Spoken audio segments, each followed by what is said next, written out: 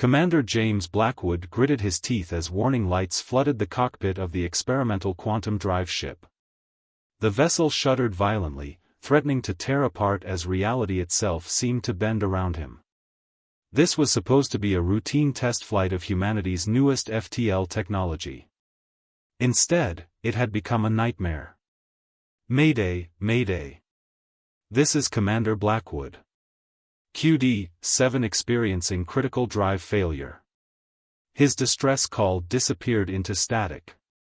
They were too far out, no one would hear him now. The ship's AI spoke in its maddeningly calm voice, warning. Quantum field collapse imminent. Emergency protocols engaged. James fought with the controls as the ship dropped out of quantum space, emerging in an unknown system. A planet loomed ahead, ochre-colored and wrapped in wispy clouds. Before he could plot a proper landing trajectory, the failing engines gave out completely. "Computer, give me everything we've got on emergency thrusters," he shouted, wrestling with the stick as the ship plunged into the atmosphere. Heat warnings blared as the hull temperature skyrocketed. The ground rushed up to meet him, endless red plains dotted with crystalline formations that glittered like diamonds. The impact was devastating. Metal screamed as the ship carved a half-mile trench through the alien soil. When the wreckage finally settled, James hung limply in his harness, blood trickling from a gash on his forehead. The emergency lights cast an eerie red glow through the smoke-filled cabin. Miraculously, he was alive. Years of crash survival training kicked in as he assessed his injuries. Nothing appeared broken, though his whole body felt like one massive bruise. The ship's hull had cracked open like an egg, letting in gusts of hot, mineral-scented wind. James activated his suit's environmental systems and checked the readings. The atmosphere was breathable, if thin, and the temperature was a sweltering 38 degrees Celsius. As he gathered what emergency supplies had survived, movement caught his eye through the breach in the hull. Tall, graceful figures approached through the crystalline forest. Their skin had a metallic sheen that shifted colors in the light, and they moved with an inhuman fluidity. All female, all armed with what appeared to be biotechnology weapons that pulsed with organic light. Their leader stepped forward, nearly 7 feet tall with silver-white hair that floated as if underwater. "Well," James muttered, "this should be interesting." He raised his hands slowly, showing he was unarmed. The aliens conferred among themselves in musical tones that his universal translator couldn't decipher. The leader approached, studying him with eyes that seemed to peer straight into his soul. She reached out and touched his face with surprising gentleness. Then she smiled, revealing sharp, crystalline teeth. "Male," she said in perfect English, making James start with surprise. "How fascinating. The Empress will want to see this one." Before he could react, another warrior pressed something cool against his neck. The world began to spin, and James felt himself falling into darkness. The last thing he saw was that predatory smile, and he wondered if he'd survived the crash only to face an even stranger fate. As consciousness faded, he heard the leader say, "Welcome to Surstalia, human. Your life is about to become very interesting indeed." James awakened to find himself in a chamber that seemed carved from a single massive crystal. Rainbow light filtered through the translucent walls, creating shifting patterns across the smooth floor. He lay on a bed of some sort of living material that pulsed gently beneath him, monitoring his vital signs. A door materialized in the crystalline wall, and Empress Vena entered. She towered over him, her silver-scaled armor flowing like liquid metal across her form. Her eyes held the same iridescent quality as the crystal walls, but with an intelligence that made James's breath catch. "You've caused quite a stir, Commander Blackwood," she said, her voice resonating with harmonic undertones. "The first human male to reach our world in 10,000 years of isolation." James sat up carefully, noting that his injuries had been healed. "You seem to know a lot about me, Empress." "We extracted your ship's data cores," she replied, settling gracefully into a chair that grew from the floor. Your quantum drive technology is primitive, but promising. Similar to what we abandoned centuries ago. Through the chamber's walls, James could see the sprawling crystal city stretching to the horizon. Elegant spires rose like frozen waterfalls, connected by bridges of light. Flying creatures that seemed half-organic, half-machine soared between the towers.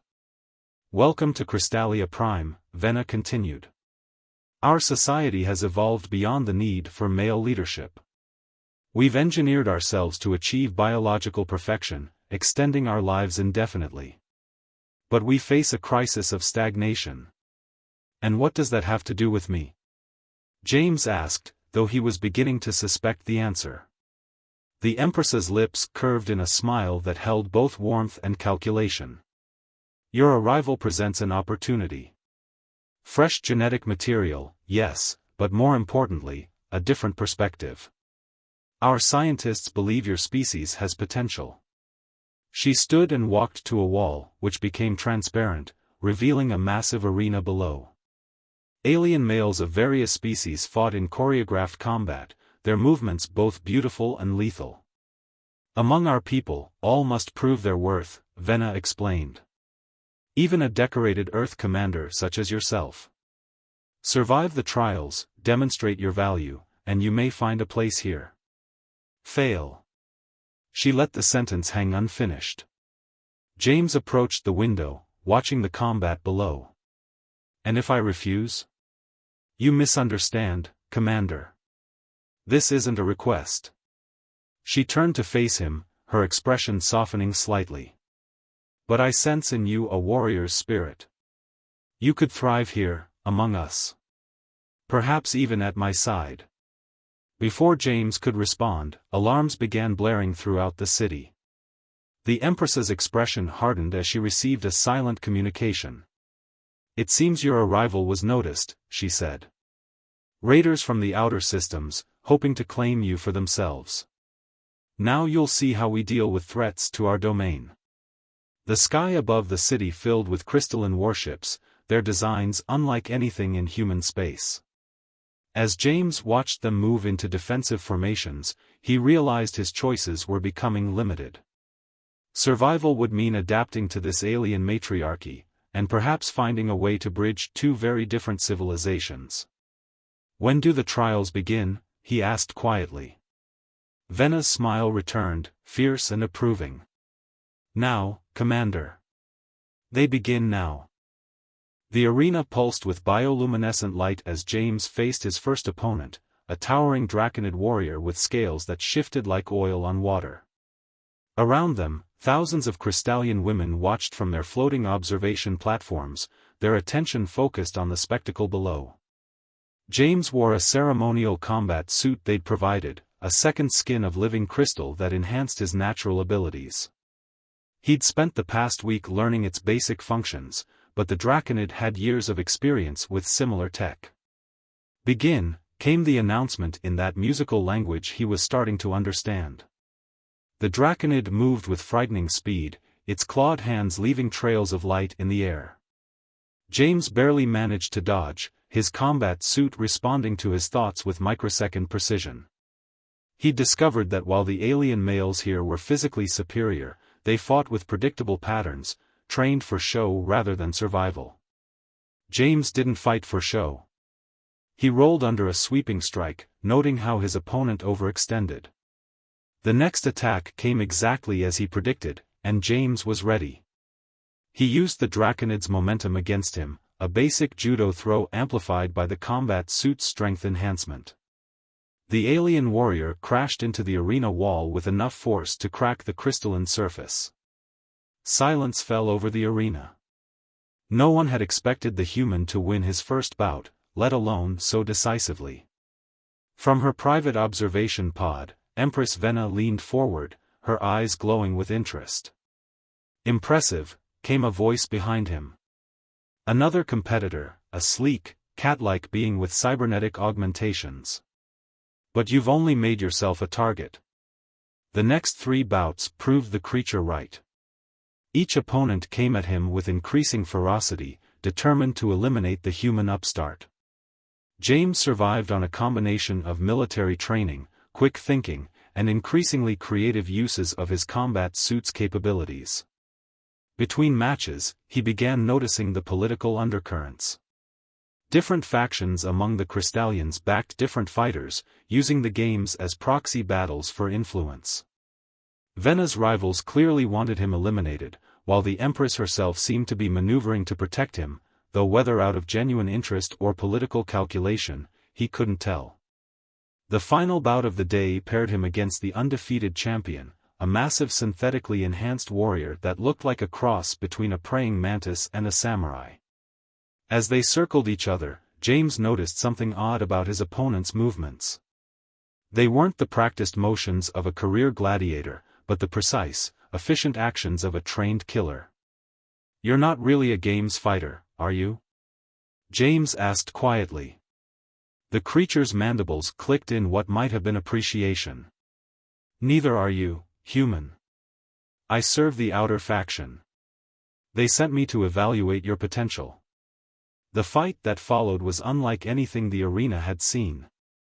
Both combatants abandoned pretense, fighting with lethal intent. James took a hit that would have killed him if not for the combat suit, responding with a combination of strikes that shattered 3 of his opponent's limbs. In the end, they stood facing each other, both badly damaged but unwilling to yield. The champion's compound eyes studied James with something like respect. "You understand what's really happening here, don't you?" it asked. "You're a catalyst. Your presence will force change, whether they want it or not." Before James could respond, the champion fell forward, systems failing from accumulated damage. The crowd erupted in cheers, but James barely heard them. His attention was on Empress Vena, who watched him with an expression that mixed triumph with concern. He had survived the trials, but as he was learning, survival came with its own complications. The political games were just beginning, and he was now a piece on a board he barely understood. The High Council chamber of Crystallia Prime hummed with tension. James stood before the assembled leaders, acutely aware that he was the first male ever permitted in these halls. His victory in the trials had earned him privileges, but also made him dangerous in the eyes of many. "The human has proved resilient," spoke Counselor Nyrix, her crystalline form pulsing with barely contained anger. "But allowing him into our inner sanctums violates 1,000 years of tradition." Empress Vena rose from her living throne, silencing the whispers. "Tradition must adapt or die." The raiders grow bolder. 3 outer colonies lost in the past month alone. We need new perspectives, new strategies. James noticed how the light played differently across Vena's features when she was passionate about something. He'd spent more time with her since the trials, learning about Crystallian culture while sharing human history. There was an intensity to their exchanges that went beyond political necessity. "Perhaps a demonstration is in order," Vena continued. She gestured, and a holographic display materialized, showing tactical data from recent raids. Commander Blackwood analyzed the attack patterns. James stepped forward, studying the 3-dimensional battle data. "Your defenses are perfect, too perfect. The raiders are using your own predictability against you. You respond to every attack exactly as your military doctrine dictates." "Blasphemy!" Nyrix erupted. "Our battle algorithms are flawless." "They're also known to your enemies," James countered. "Humanity learned this lesson centuries ago. Sometimes imperfection is an advantage. Chaos can be a strategy." The chamber erupted in debate, but James saw approval in Vena's eyes.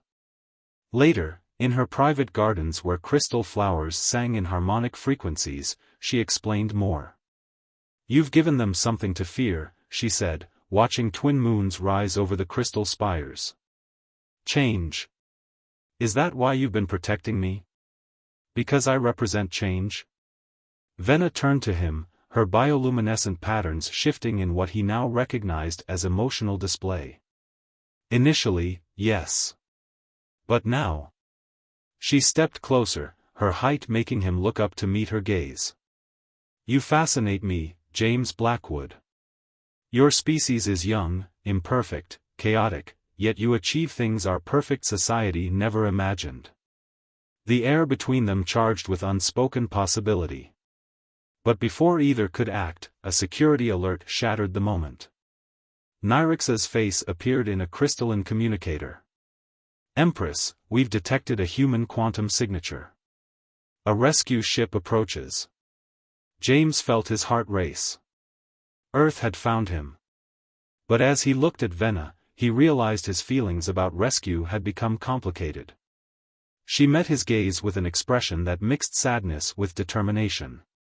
Your people come for you, she said softly. Now we shall see if you truly understand what's at stake. The future of two civilizations may depend on your choice. Around them, the Crystal City blazed with defensive preparations, but the real battle would be fought in hearts and minds. As the first contact between Earth and Crystallia loomed, James wondered if there was a way to bridge the gap between chaos and perfection, between tradition and change, between his old life and the new one he'd found among the stars. The Earth ship hung in Crystallia's orbit like a mechanical intruder in a garden of living crystal. James watched it on the command center's displays, surrounded by the swirling patterns of Crystallian defense ships. Everything hinged on the next few moments. They're hailing us, announced the communications officer, her skin flickering with nervous light patterns. Venna stood regally, her battle armor flowing like liquid starlight. Accept transmission. The holographic display materialized, showing Captain Regina Thomas of the ESS Pathfinder. Her eyes widened slightly at the sight of the alien council, but she maintained her composure. This is Captain Thomas of Earth Space Service. We've traced our missing quantum drive ship to this location. We request the return of Commander Blackwood and any surviving technology. James stepped forward, surprising the Earth captain. The situation is more complex than that, Captain. The Crystallians aren't holding me prisoner. In fact, they've offered us an unprecedented opportunity. Over the next hour, James laid out a proposal he'd developed with Venna. The Crystallians would share their biotechnology knowledge, helping humanity perfect their quantum drive technology. In return, Earth would provide fresh perspectives and tactical innovations to help fight the raiders threatening both their civilizations. It's more than an alliance, Venna added, her voice carrying harmonic undertones of conviction. It's evolution. Both our species have reached the limits of isolation. Together, we can achieve something greater. Opposition came from both sides. Nyrix and her faction warned of contamination by inferior species. Earth Command expressed concerns about alien influence. But as raids increased along both their borders, the logic of cooperation became undeniable. In the end, it was James and Venna's personal trust that bridged the gap. Their relationship had become a symbol of what could be achieved when different worlds came together. I'm staying, James announced to both sides. As Earth's official ambassador to Crystallia. And as consort to Empress Venna. The declaration sent shockwaves through both delegations. But as James took Venna's hand, her crystalline fingers intertwining with his human ones, he knew it was right.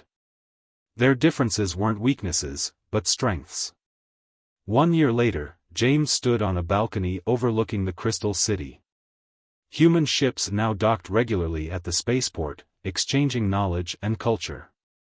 The raiders had been pushed back by unpredictable new tactics combining Earth's chaos theory with Crystallian technology.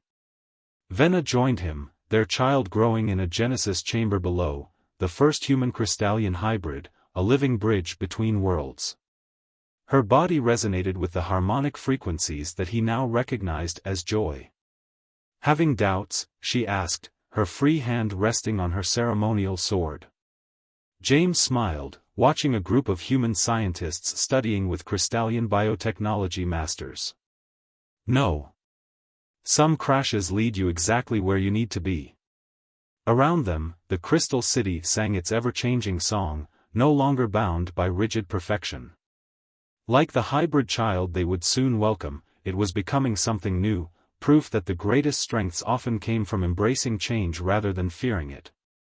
The story of humanity's first contact with Crystallia would be told for generations, not as a tale of conquest or submission, but of transformation.